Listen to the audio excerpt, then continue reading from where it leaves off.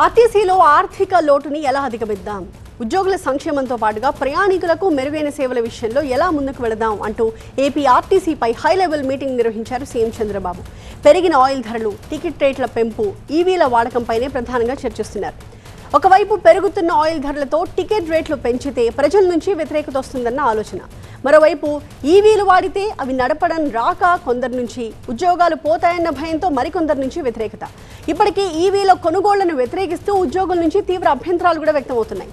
మరోవైపు ఆర్థికంగా మెరుగ్గా లేని ఆర్టీసీ సంస్థ ఇలాంటి పరిస్థితుల మధ్య ఉన్నత స్థాయి సమీక్షలో ఎలాంటి నిర్ణయాలు తీసుకుంటారు, అటు ప్రజల్ని ఇటు ఉద్యోగుల్ని నొప్పించకుండా ఎలా ముందుకు వెళ్తారు అన్నది ఇప్పుడు చర్చనీయాంశమైంది.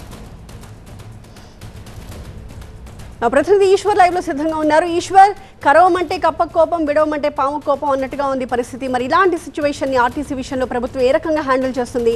ఒకవైపు ఆర్టీసీకి, మరోవైపు ఆర్టీసీ కార్మికులకి, ఇటు ప్రయాణికులకి అందరికీ కూడా ఒక విన్ విన్ సిచ్యువేషన్ ని అచీవ్ చేయడం సాధ్యమేనా?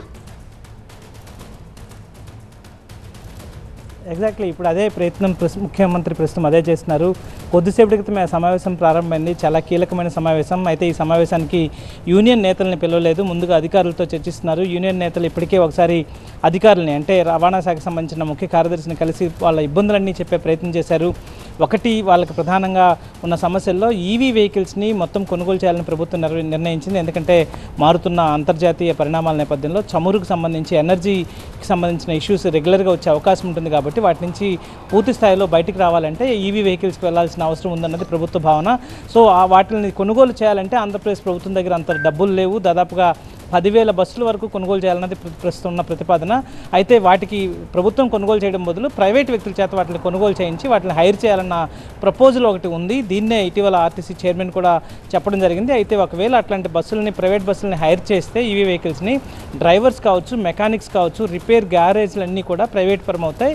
ఇవి దాదాపుగా వచ్చే క్రమంలో 30 ఏళ్ళ 2030కి మొత్తం ప్రైవేటీకరణకి రంగం సిద్ధం చేస్తున్నారన్న అనుమానం వల్ల వ్యక్తమవుతుంది. ఆ దిశగా వాళ్ళు మా ఆందోళన, మా అనుమానాన్ని నెరవేర్చాలని, వాటికి సంబంధించి ఆ సందేహాన్ని తీర్చాలన్న ప్రయత్నాన్ని వాళ్ళు పూర్తిగా చెప్పే ప్రయత్నం చేస్తున్నారు. మరో సమయంలో మరొక వైపు ప్రభుత్వం రిక్రూట్మెంట్ని ఆపేసింది. ప్రస్తుతం ఆంధ్రప్రదేశ్ గవర్నమెంట్ ఆర్టీసీని ప్రభుత్వంలో విలీనం చేసుకున్న నేపథ్యంలో 2020లో విలీనమైంది. అప్పుడు 52,000 మంది ఉద్యోగులు ఉన్నారు. ప్రస్తుతం 43,000 మందికి తగ్గిపోయారు. ఎందుకంటే రిటైర్మెంట్స్తో కావచ్చు, లేకపోతే వివిధ కారణాల వల్ల ప్రస్తుతం 43,000 మందే ఉన్నారు.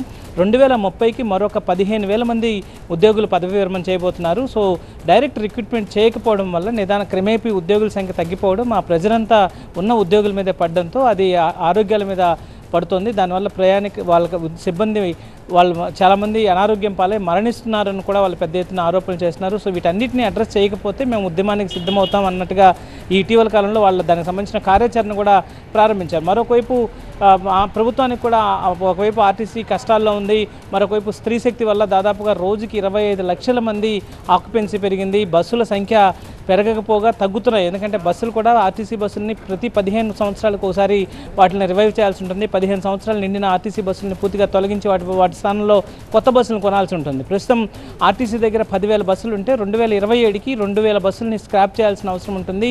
సో బస్సుల సంఖ్య తగ్గిపోతుంది. స్త్రీ శక్తి వల్ల రోజుకి 25 లక్షల ఆక్యుపెన్సీ పెరిగింది. దీంతో పెద్ద ఎత్తున ఒత్తిడి పడింది ఆర్టీసీ మీద. ఈ నేపథ్యంలో ఖచ్చితంగా ప్రభుత్వం వీటన్నిటిని అడ్రస్ చేయకపోతే మేము డిమాండ్, వాళ్ళకి సంబంధించి ధర్నాలు కావచ్చు, లేకపోతే సమ్మెకి కాల్ చేయక తప్ప వేరే ఆల్టర్నేటివ్ లేదు అన్నట్టుగా వాళ్ళు చెప్పే ప్రయత్నం చేస్తున్నారు. సో ఈ నేపథ్యంలో కీలకమైన సమావేశం, కీలకమైన నిర్ణయాలు ముఖ్యమంత్రి తీసుకునే అవకాశం ఉంది.